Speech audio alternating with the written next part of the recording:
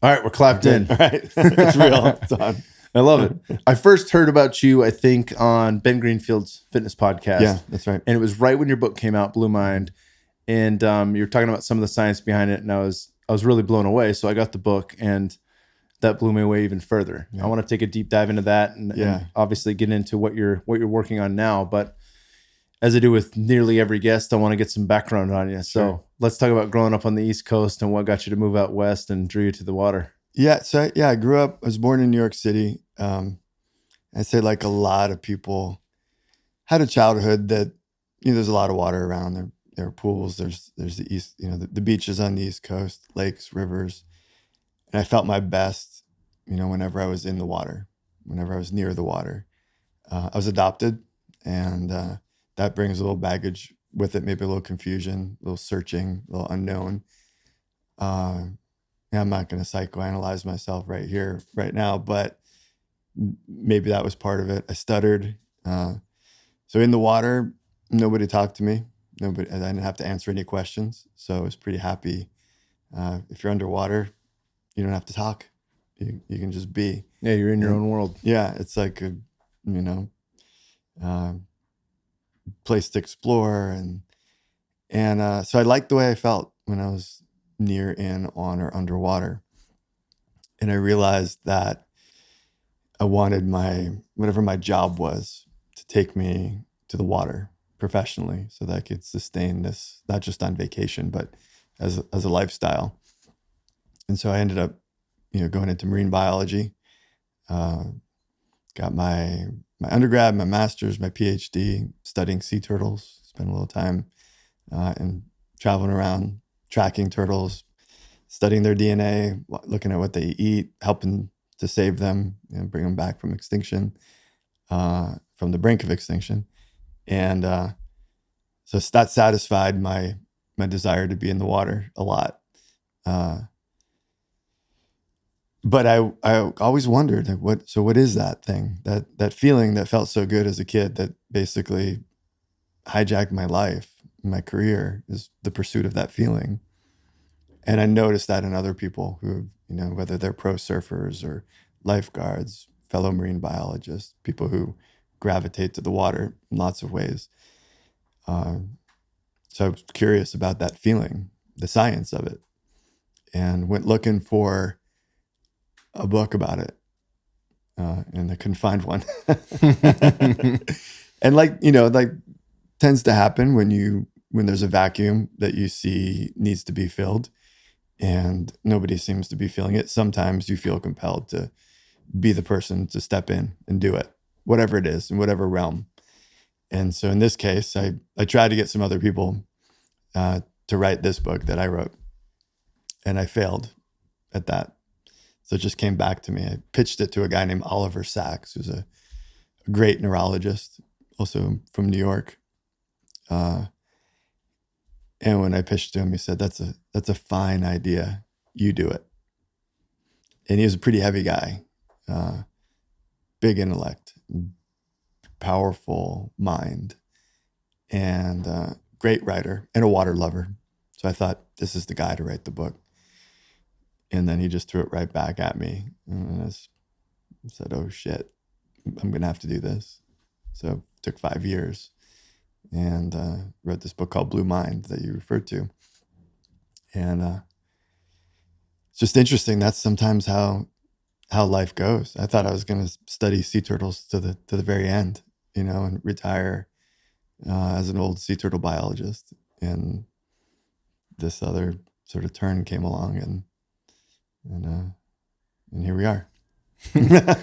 There's a quote. I'm sure I know you guys have met. At least we met for the first time at our good buddy Kyle Tierman's spot. Yeah. He had hosted a dinner, and there was many people that it was like a kid in a candy store. I mean, Dr. Jim Fadiman was there, Yeah.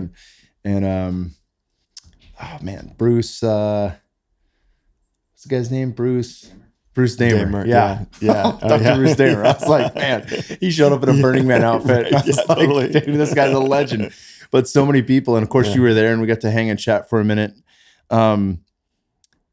It's cool to see like how many people were each experts in their own field, and the ways like a lot of the people that were there have kind of pulled back layers to look at things from up above and see things and connect dots that have not been connected before.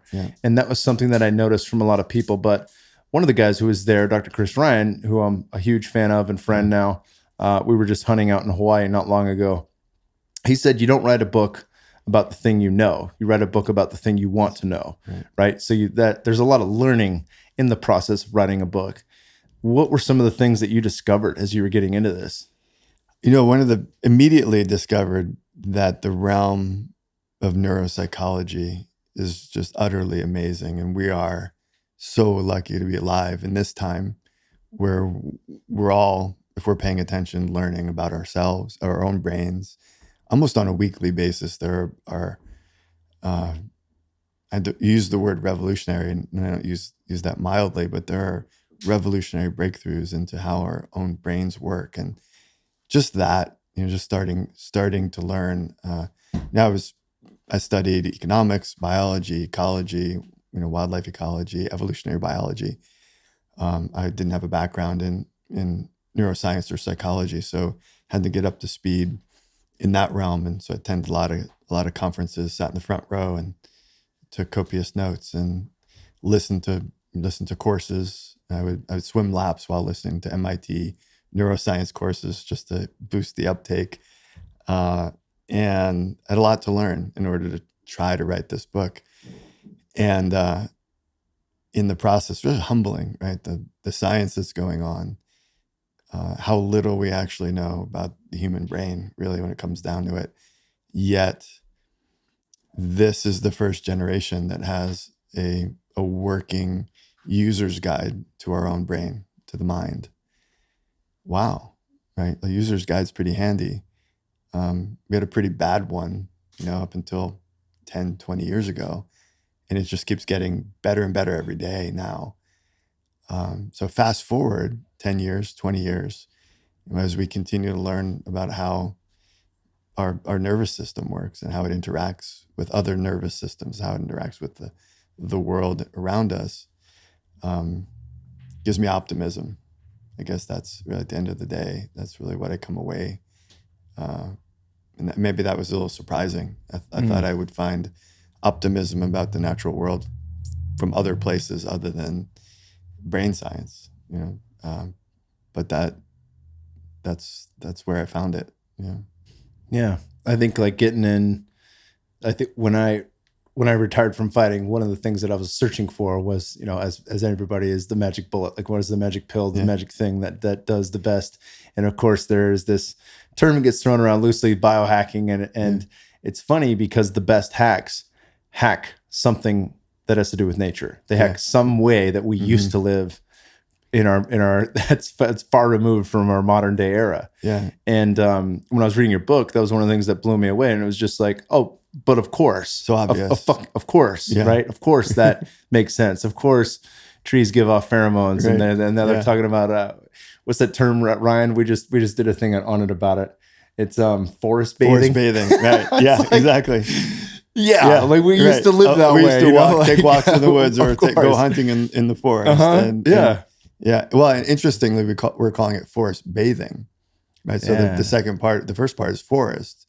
The second part is aquatic. And so it even comes back to water metaphorically. Even when we're talking about trees and plants, we're still using a water reference, a bathing reference. And what is it? So what is it about? I mean, water is powerful metaphorically, symbolically, but it literally as well. And that's often left out. It's interesting that a lot of the mindfulness work uses strong water metaphors. Our language uses a lot of water metaphors. The cover of books about positive psychology and mindfulness practice have water on the cover. But you go flipping through the book and you find very little mention of actual water, real water. And that's kind of what I wanted to do, is say, it's not just a powerful metaphor. It's not just forest bathing, the water metaphors is useful there.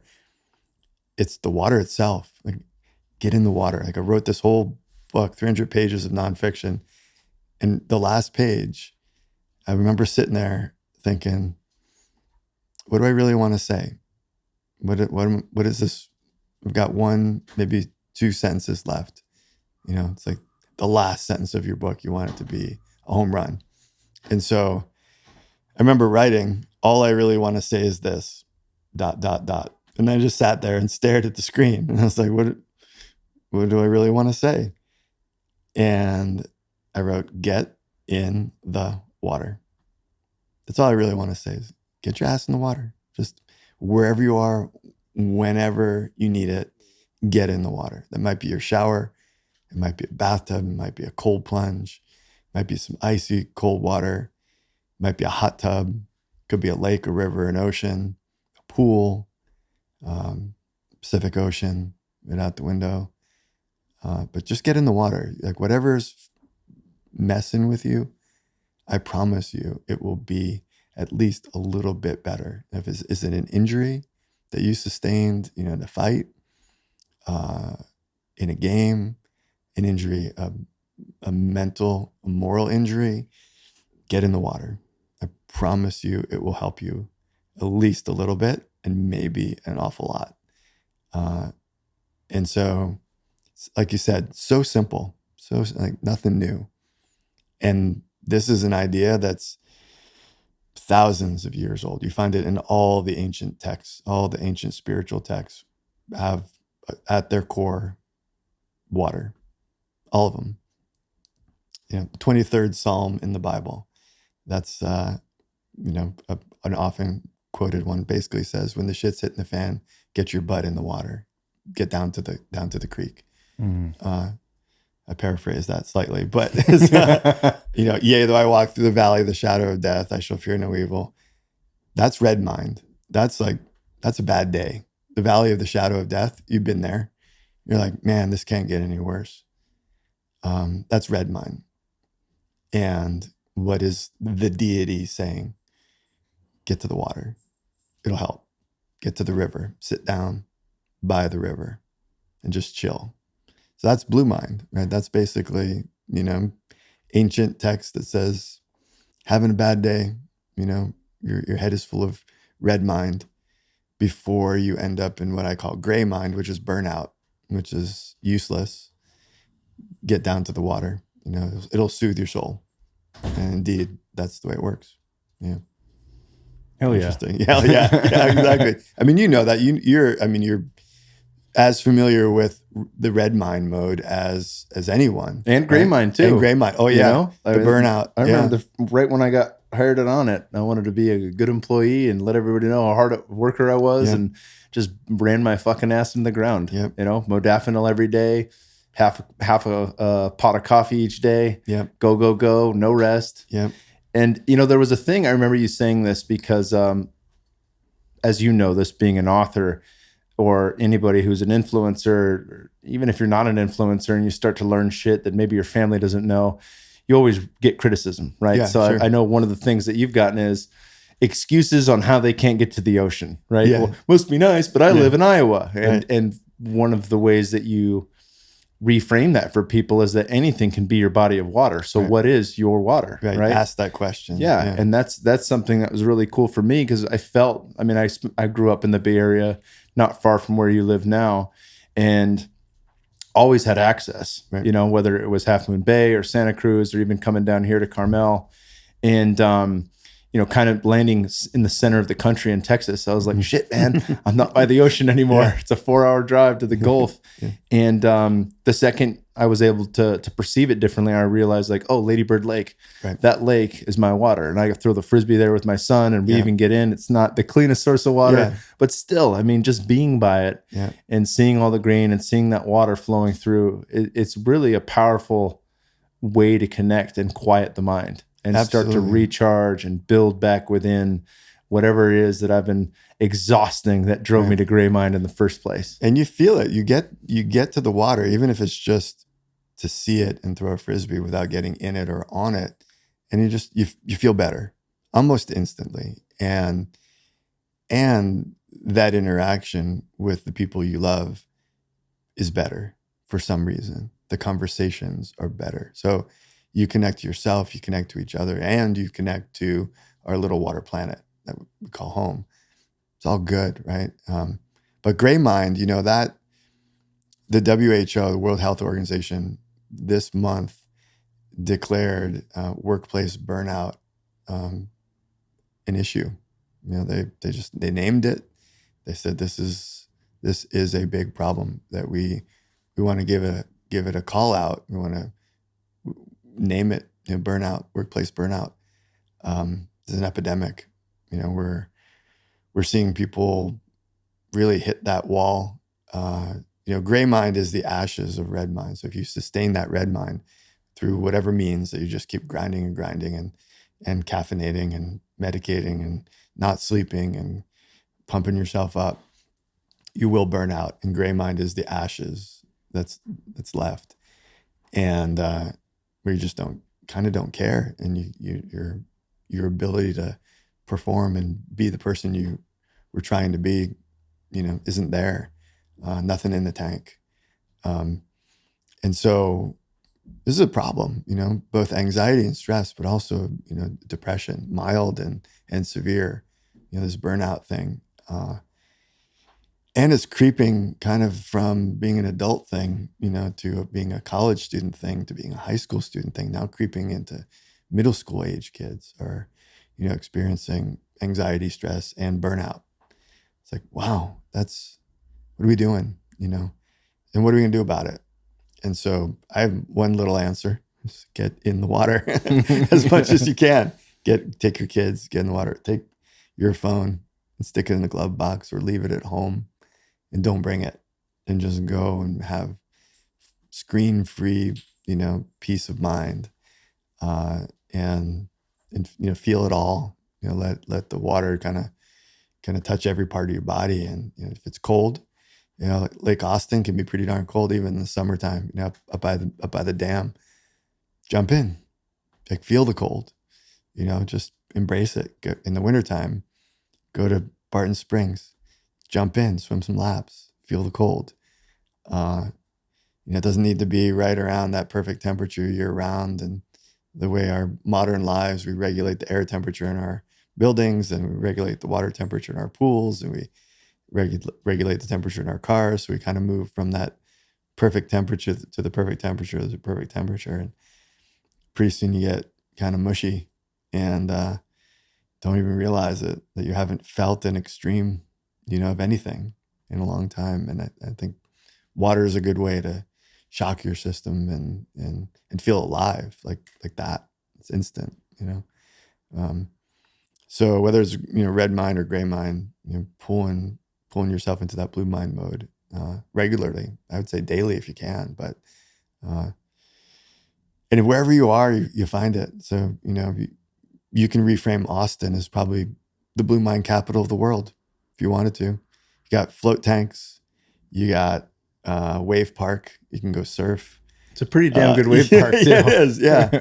I surfed opening week there, and it's like, look, as long as you don't try to compare this to an ocean, mm-hmm. you compare it to itself. It is what it is, right? It's a freshwater wave, basically in the hills outside of Austin, or in the flats. So go out there, and it is what it is, and enjoy it. Smile, experience joy, get some paddling in, and but it's Austin's full of great water. And I think that's the case wherever you go. I did my Ph.D. in Tucson, and we would go on long hikes and search just for spring.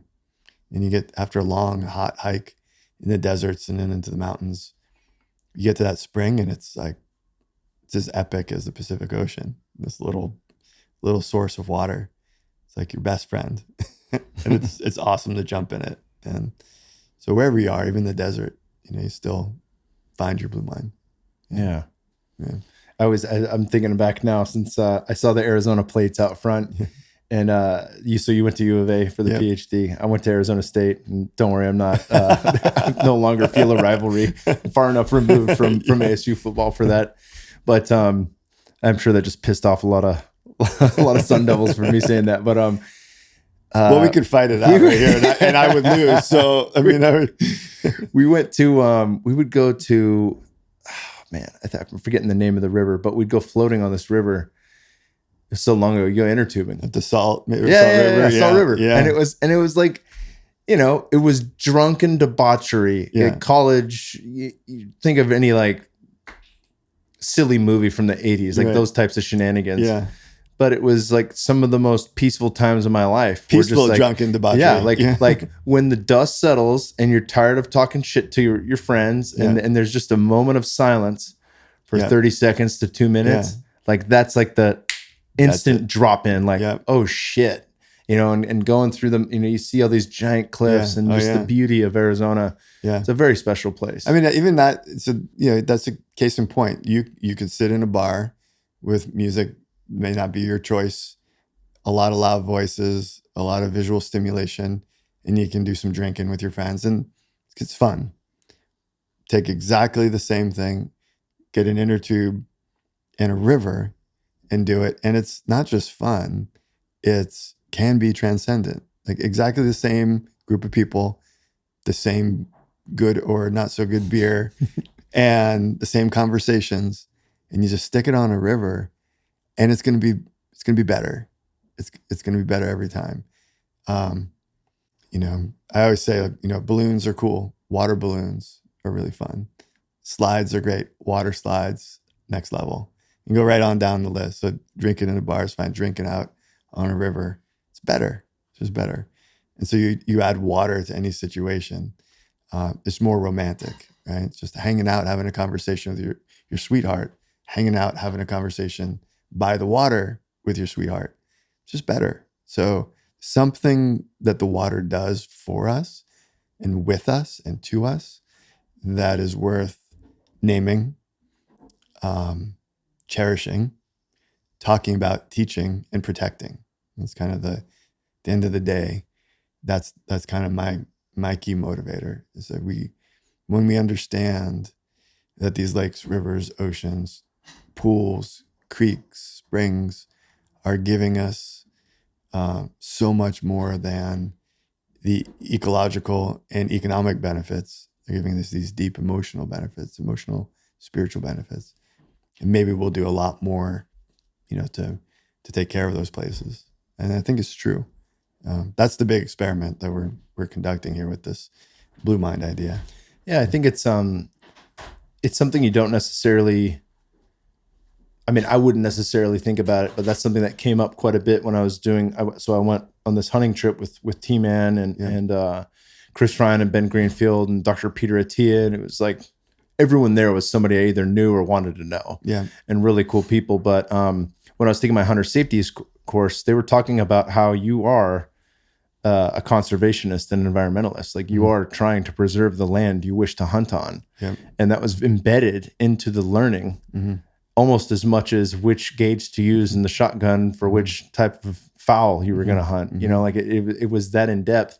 And that's something that I remember talking to my uncles about, because, you know, that's, they had hunted since I was a little boy, and I'd been on a couple of trips with them, but didn't participate. It was more like camping for me.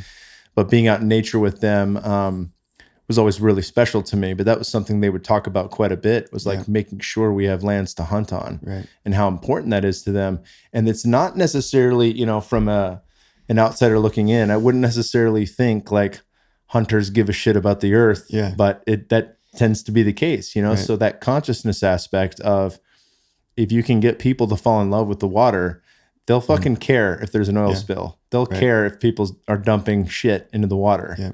You know? Yeah, I think you can say, you can see the same sort of thing with whether it's fishers, hunters, surfers.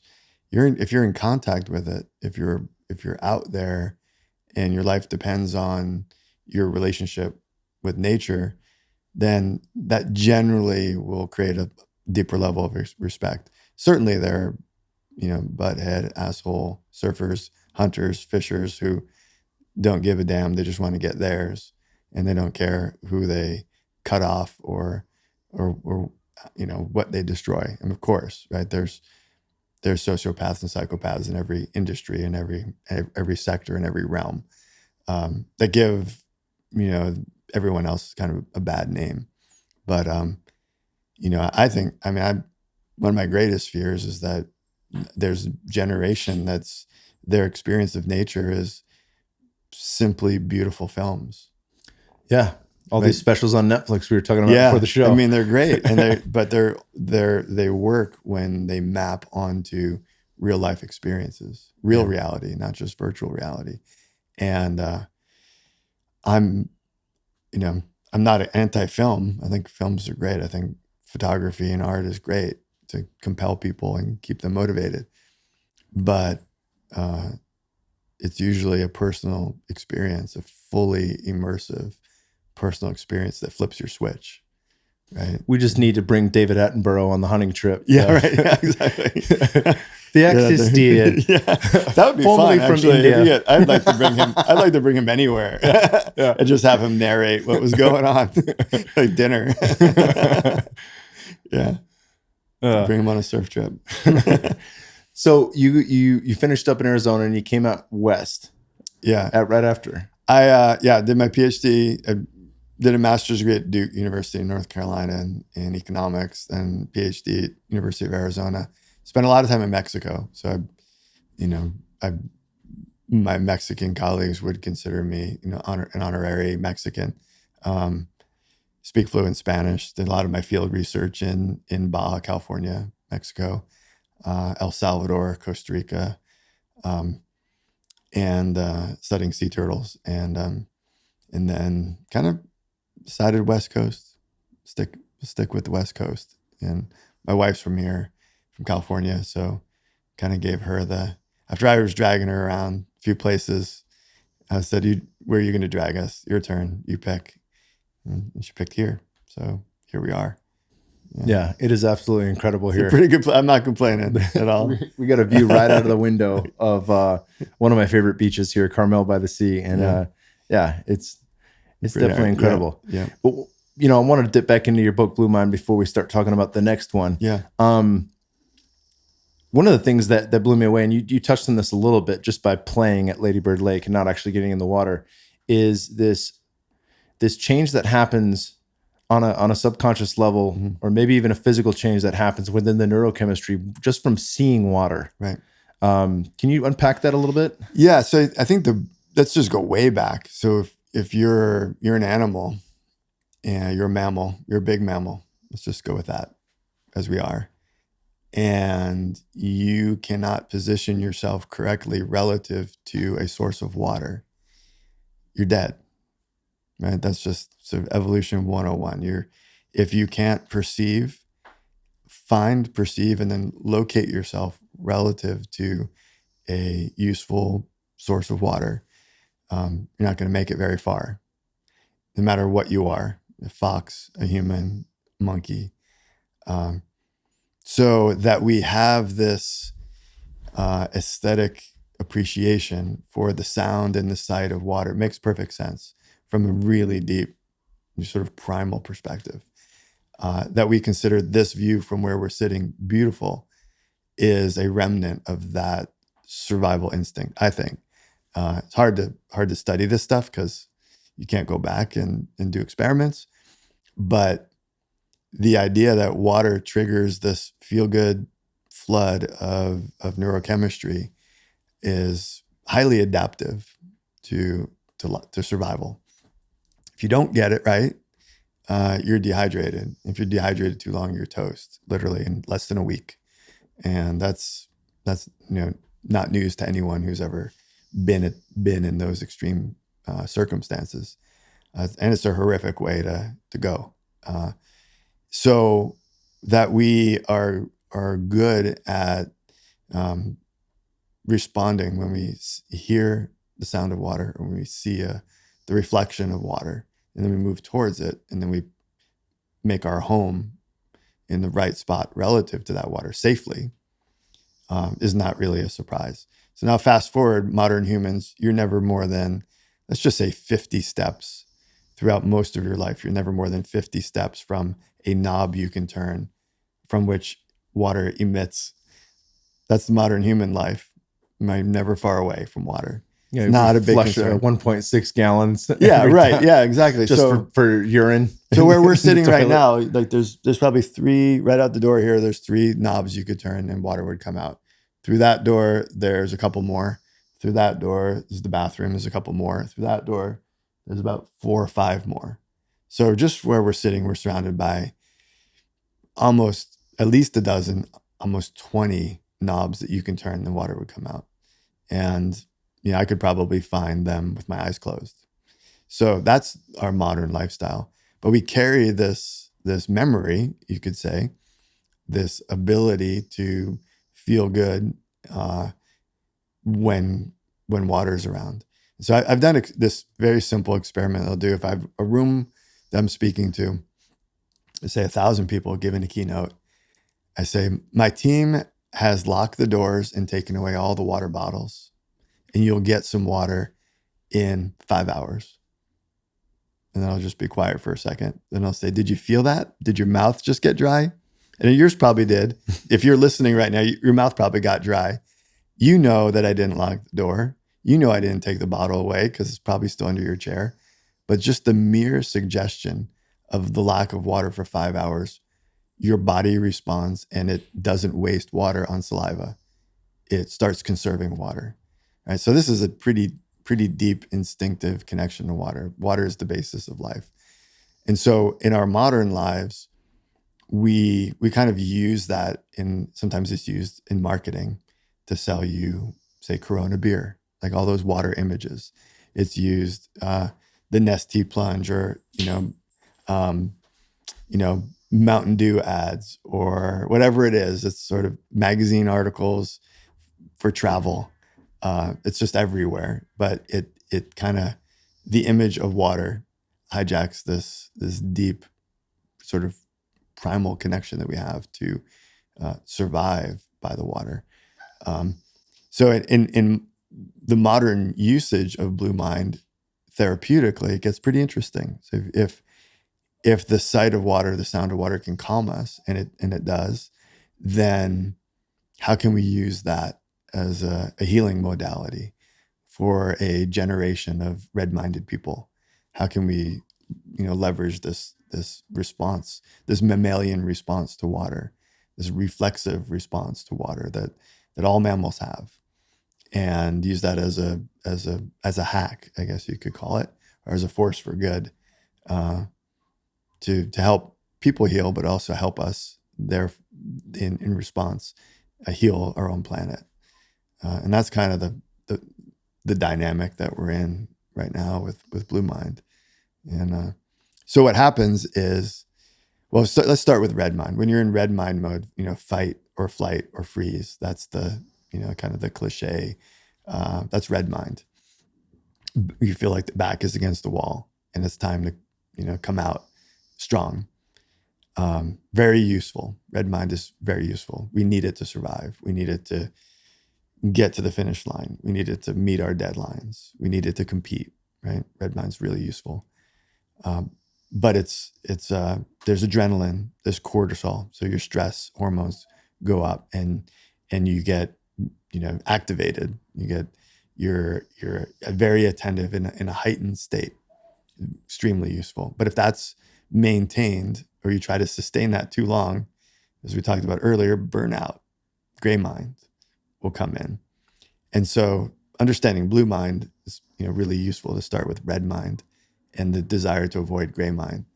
And so start to peel away the things that are causing red mind: screens, all the noises. Maybe it's a motorcycle going by, maybe it's a jackhammer outside your window, maybe it's deadlines, it's the thing buzzing in your pocket telling you there are things that you should be doing. Start peeling those things away. The auditory overstimulation, the visual overstimulation, the somatic overstimulation. Start peeling those away. And that happens when you step up to the water. Visually, it's simplified, right? Auditorily, if there's water lapping on the beach, it's simplified. So you start getting the bandwidth back. You get in the water and you float. And now all of a sudden your brain is not coordinating the 200 muscles that it's doing right now. So you get that bandwidth back. That's a lot of bandwidth. Mm-hmm. What are you going to do with it? You don't just turn off. You don't just go into standby mode. You do move into a different mode that we call blue mind, or the default mode, which turns out to be very creative. You enter in this sense of oneness, more connected. Some people call it the zone. They call it flow. Lots of names that we use for it, but it's really useful, and it's restorative. It's connective to the people that you may be with. Sorry, should have done that earlier. And it turns out it's a spam call. Scam likely. That's my good buddy that calls me often throughout the day. Scam likely. Yeah. So that's kind of the dynamic. It's sort of like a long carve through our evolutionary history. Of course, we forget it, but we all spent 9.21 months underwater in the dark, hanging out in our own private ocean called M.E.M. More or less 9.21 months. We all had that experience. We don't remember much about it, but it's part of us. Like it's in there. I have a neuropsychiatrist friend whose next book is about those 9 months. But our sensory experience and the development of our nervous system during the first 9 months of life, which we don't think about too much. We don't talk about it, but that's a chunk of time that you were you, right? And you lived entirely underwater in the dark in your own personal float tank. And there's something to that. There's got to be. And that's where your nervous system formed. And that's where you started to develop, started to become you. And so when we get into these environments that hint at that, warm, calm, safe water at night, warm ocean, a warm lake at night, or a float spa, float tank, sensory deprivation tank, warm water, salty, buoyant, dark, quiet. You start to kind of get into these deeper states, and where very different things happen. We access those states, chemically as well.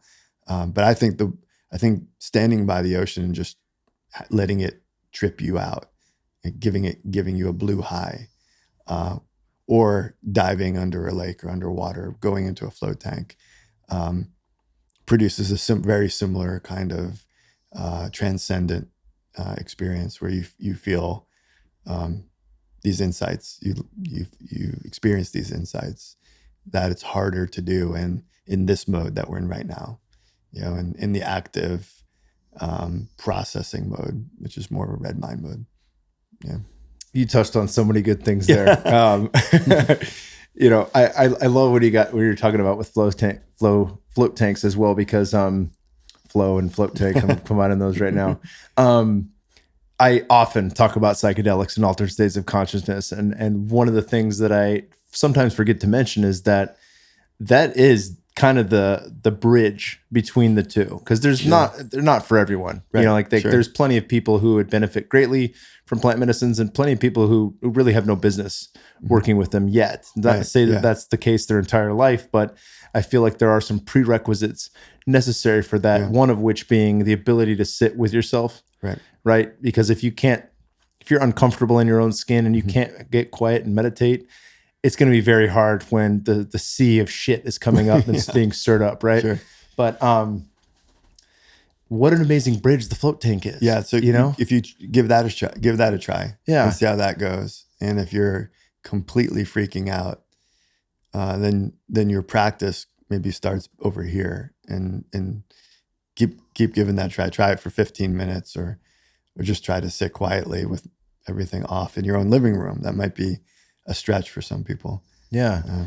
It's there was a book by my buddies Brian McKenzie and Dr. Andy Galpin called Unplugged. Mm-hmm. And a lot of it has to do with unplugging from, Fitbit and different things. And I'm into gadgets and gizmos. I have a Whoop watch on and I love it. But they say, take it off for a week and see how you feel. Yeah.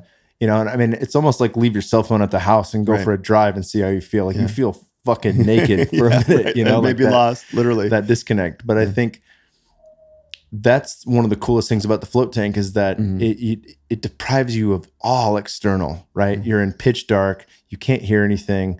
You obviously didn't bring your cell phone in with you. Hopefully. Hopefully not. So I mean, that just to carve that space, to create space for yourself to return to stillness, I think is so important.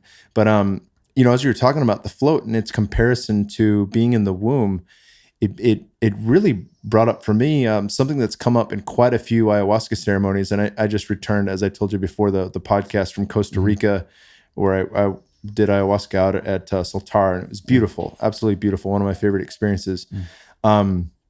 Not on this trip, but in many closing ceremonies where we discussed some of the things we went through, quite a few people at different points have talked about remembering not being wanted as children in the womb, as far back as being in the womb, feeling the energy of either their father not wanting them and their mom freaking out about that, the worry of I'm going to have to raise this kid by myself, or both parents not wanting them. Yeah. And how that is imprinted from birth, right? Yeah. Like we are so much more perceptible and aware than we think we are at that point in time, because, well, this isn't formally completely finished, and this isn't developed yet, and it's just it's a sack of cells growing. It's like no.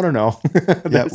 Well, the insights that I can bring to that, as my wife and I are both adopted, and I've hung around people who study the world of adoption quite a bit, and there's a deep wound that occurs if you're, if certainly in utero, if that's your experience of the anticipation of not being wanted is pretty strong if adoption is the inevitable outcome right after birth. But then there's that first few months, and for some few years of just being handed off and in limbo. And I'd say arguably one of the more traumatic things you could do to a baby, right, would be to just say, okay, we're gonna just hand you off to some strangers for a little while until we figure out what happens. What we should be doing is clinging to our mother's breast. That's what we should be doing. But when that natural connection is, precluded by the circumstances. So maybe kind of back to where we started, my desire to be underwater where nobody could ask me any questions. I didn't have to talk. From deeply connects to what you just said there. And I don't really like to talk about it because it makes me feel bad, but it's good to go there sometimes, and in a safe place, ceremonially or with someone you trust, and have those conversations and dig in. And that probably can help explain the things you do that, are harder to explain maybe to your partner or to, your interactions with the world. But certainly that reaching back and even not even into just in utero time, but early childhood experiences that we forget on purpose and try to bury for different reasons. The peace of mind that you get from plant medicine or from just spending time on in retreat in nature, and just getting really quiet, whether it's water or the forest or a combination of the two that's helping you achieve that, floating, free diving, all these experiences people embrace in order to kind of get to back to the core, get back to the source, whatever name you give it. And I think that's part of what's wrong with us right now, the disconnect we have from each other, from nature, from the planet, from our own happiness, our own joy. I think it comes from this sense of moral injury, and we're just seeing things going on that are disturbing, relative to what we learn is right and wrong, and then we just have to deal with it and digest it and carry on and bury it and just keep burying stuff. You're gonna run out of room in the landfill, basically. There's so many options too. We have in any book in health and wellness that has to do with diet and nutrition, they talk about cleaning out the pantry. Yeah. Like you don't want to have Twinkies and garbage on site where it's easy access. It's hard enough to eat clean when you have the right foods, but don't give yourself the option, right? And yet when we talk about stillness and mindfulness, that requires a great deal of commitment to say no to constantly being on the phone and digging into social media and getting that dopamine hit from all the likes you just got from the photo in Costa Rica or whatever the thing is, right? Exactly. You know, it's like it's almost impossible to clean out the pantry when it comes to, all right, no emails for a week. Well, you're going to come back to a landslide of, hundreds of emails if you have any kind of job that, requires you to connect to the outside world. And I think that can be really hard for people. I think where we find balance is in making it a daily practice. And that's one of the things that I really appreciate about Blue Mind is that it's not, quarterly I could go to Hawaii and have a hunting trip and be out there and be on the ocean, and it'd be absolutely incredible. But that it's not going to last me a full quarter. Yeah, maybe a week or two. You kind of still carry that stoke with you for a while, but then it fades and you want to renew it some way. And well, we every summer for the past 6 years, we've done this thing. We call it the Blue Mind Challenge. We do it for 100 days, 100 days of blue, we call it. And basically is just get your blue mind on every day in some way and just be aware of it, be mindful of it. And it could be a glass of water, could be a mindful shower. It could be a jump in the lake in Austin. It could be just sitting here on this deck and just looking out at the ocean. Could be art, could be virtual, but every day do it and spend minutes longer if you can and just be aware of it. And you start to build new habits, and those habits then stick, ideally. If you do it for 100 days, then that just becomes your new normal. And you start thinking with your blue mind more often. And when you feel red mind coming on and potentially gray mind coming on, you have this tool that you've developed and practiced for 100 days that's there. And it's, you can say, hey, read the book, think about it, listen to the podcast.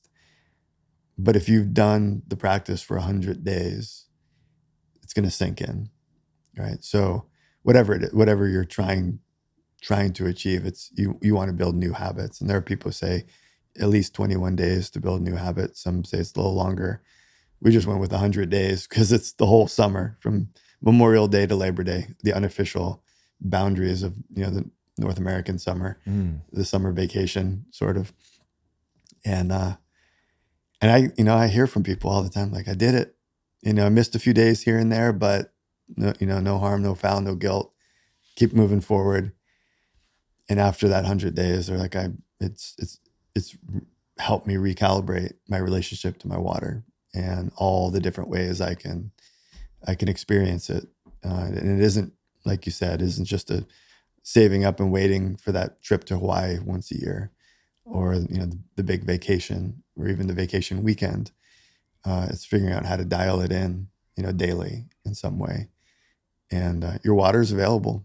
It's just, ask everyone I meet, what's your water? And then I listen. And they have the best stories, like most beautiful stories. And the water they first fell in love with, the water that's near them now. For some people, their water is a person.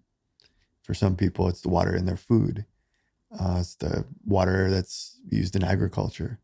Just beautiful answers. Lakes, rivers, oceans, of course, pools, showers, baths. So everyone's got a different answer. This isn't about telling people what to do. That doesn't really work very well. It's about asking the right questions, listening, and then using those answers to form the thing that will work ultimately. Any kind of coaching, ultimately, that's got to be part of it. Any sort of training, retraining. It's ultimately, you got to figure out where people are, what they have available, and then work with what's there, rather than forcing a whole new structure, particularly as we get older and it gets harder and harder to make those shifts. So I like to ask that question. If anybody's listening, just think about it, write it down. What's your water? Just really think that one through. And when was the last time you got in it? How'd it feel? Who first took you there? Who was your guide? Thank them for that. Maybe you never said thank you to the person. Could have been a family member, a friend, a coach, a guide, a teacher. Call them and say, hey, thanks. That water that you introduced me to, it's so important. Thanks for taking me there the first time. And that's good stuff to do. And stay in touch with your water. Yeah. Yeah. Well, let's jump into your upcoming work. Yeah. Because I find it fascinating. Yeah. And obviously there's been quite a bit written about flow in probably the last 5 to 10 years, mostly recently, I'd say. But, between Stephen Kotler and the Rise of Superman, and then Stealing Fire with Stephen Kotler and Jamie Wheel. Jamie's a good buddy of mine out in Austin. Quite a bit around this, but I don't think anybody's tackled it quite the way you are. So I'd love to dive into this. Well, so the concept of flow or being in the zone is pretty. It's gotten very familiar to people, and I think anybody who's in working on themselves in any way, as an athlete, as a performer, working on your mind and your body. But it's a very me-focused concept.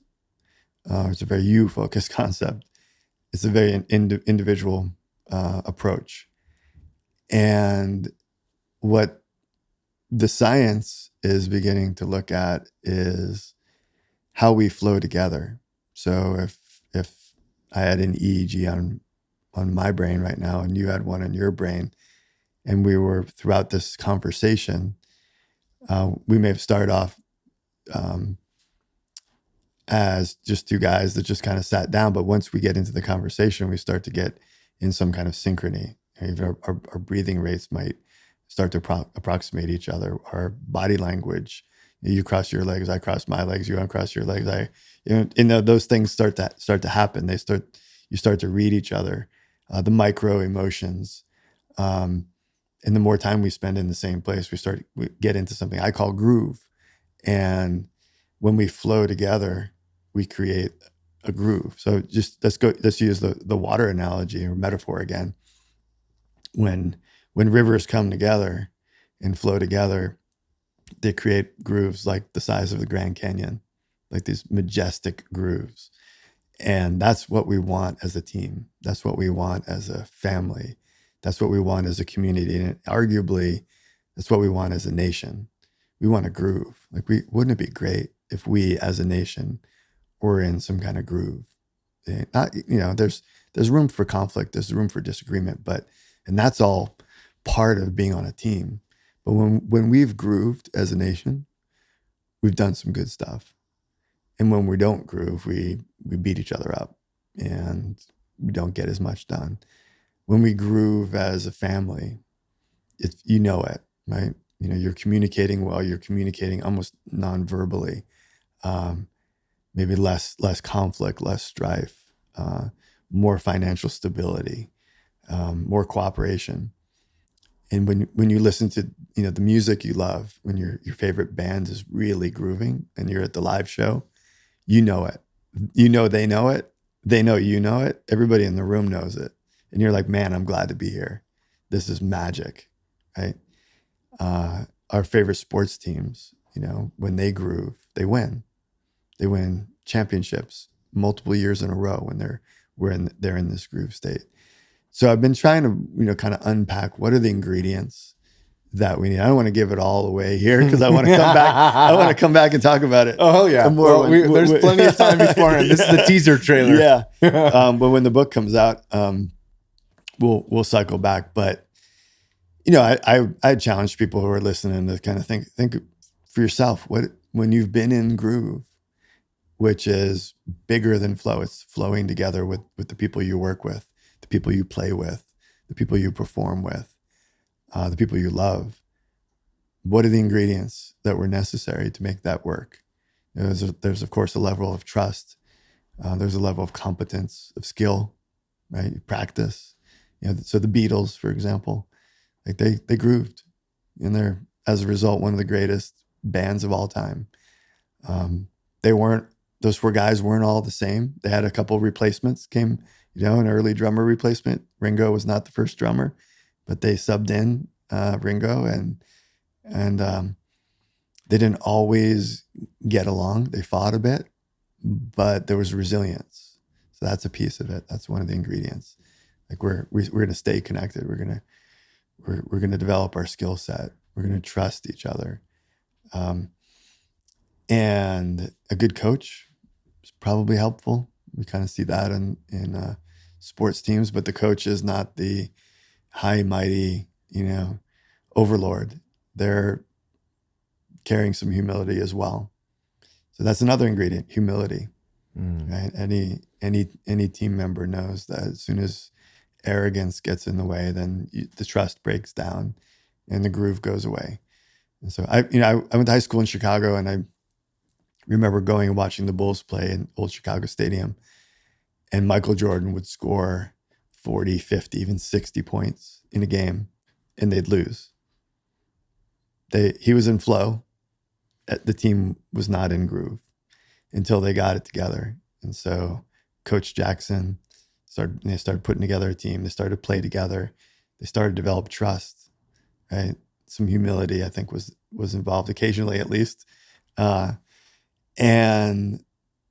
then they started to groove, and they started to win championship after championship over the course of the era that they defined. And it's a great thing, on any stage, whether it's your family, your partner. Just you groove when there's more than one person, and I think it's an idea, kind of like Blue Mind, that's intuitive. Like it, you've experienced it, you taste and smell it, you see it, you feel it when it's there, just like Blue Mind. But you didn't have a name for it exactly, and you certainly didn't learn the science of groove in high school. You didn't learn the science of Blue Mind in high school either. Yeah. But if you were fortunate, you experienced Blue Mind often, as a school kid, and that's my hope with these ideas, with these words and phrases that we can kind of describe and develop and then share, that they become common knowledge. So, my goal for Blue Mind is that it becomes common knowledge. That 7.7 billion people understand and have access to their Blue Mind. That'd be phenomenal, if every human understood this conversation, and when they got some red mind going on that they wanted to limit, and they felt like, oh, this is going to lead to gray mind, they had that tool in their toolkit. They could say, I got to jump in the water. Time for a reset. Time for a reset. Yeah. And whether their water is literal water or metaphoric water, doesn't matter if it works. But I think when we don't have that tool, we resort to devices and strategies that create bigger problems. So whether it's, look at the epidemic of all kinds of addictions, destructive addictions. I think there are potentially good addictions as well, but the destructive addictions that tear us apart, that wreck our bodies, wreck our minds, wreck our relationships, our families, and ultimately our communities and our country. When we self-medicate in ways that are destructive, that's what happens. We can self-medicate in ways that are regenerative, and I know that's what your whole podcast really revolves around, is those ways of self-medicating. Before you end up in the emergency room, you listen to a podcast and you learn, you read and you learn, you try things and you learn, and you take care of yourself so that it isn't an expensive, disastrous outcome. And I think Blue Mind is one of the tools, like all the conversations you have on your podcast. It's this collection of great tools that you offer your listeners. And I think Blue Mind just one more to throw in the toolbox, right in there on the shelf. A damn good one. It's a good one. Yeah. Yeah. And one that's available. We're a water planet. So it's available to us, wherever you are, even in the desert. So Blue Mind has informed my understanding of this idea of groove in a lot of ways. Working with and for the ocean and its inhabitants informed Blue Mind. And, one thing sort of leads to the next. And it's a joy to be on that path of discovery and curiosity and learning. People like you, people like Kyle, the whole gang that gathered at Kyle's house for dinner, and all the incredible minds that you interact with, people you converse with.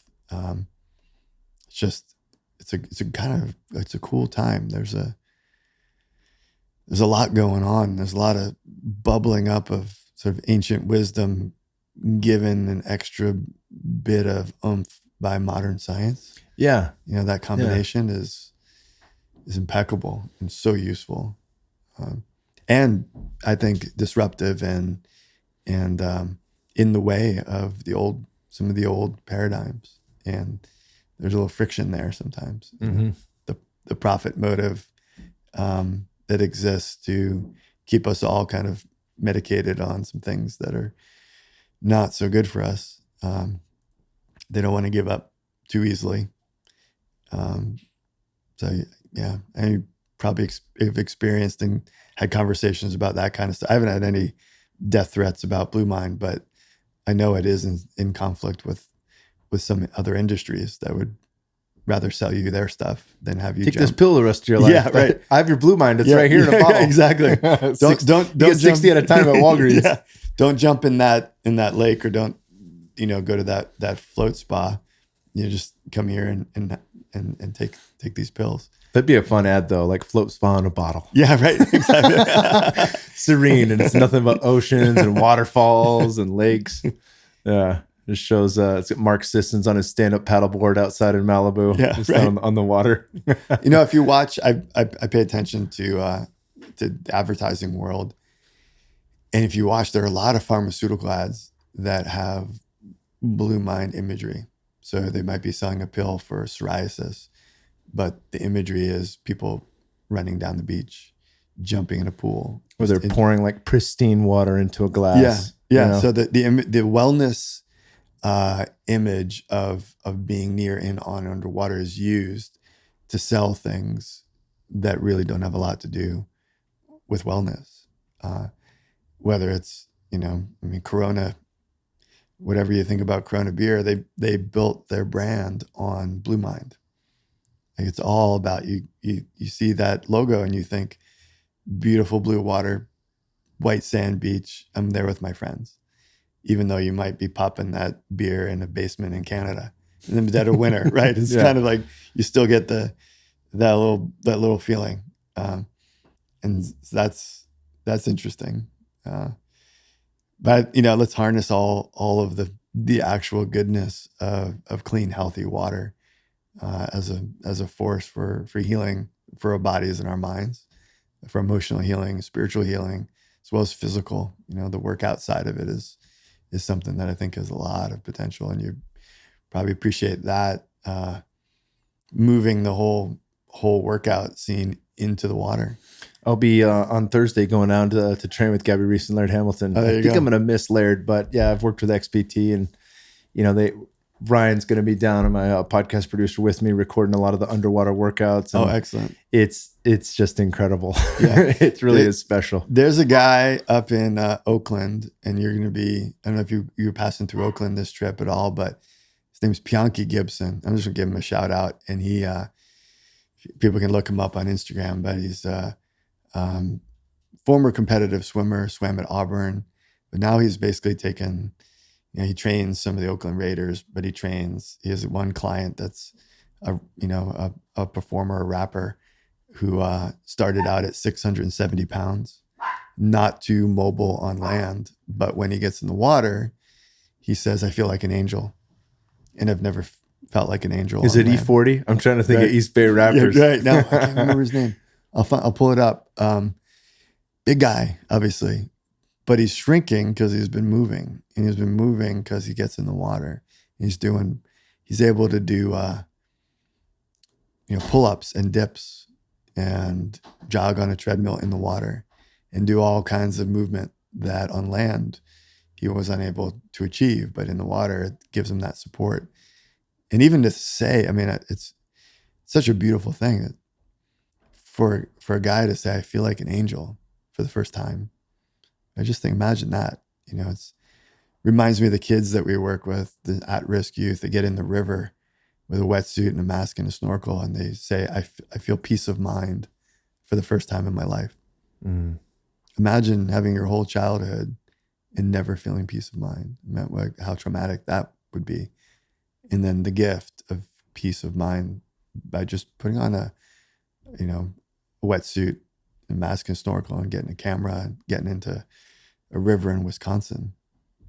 It's like Blue Mind is everywhere. And it's, these kids are now, river warriors because the river gave them their life back, and they're going to defend that river to the end.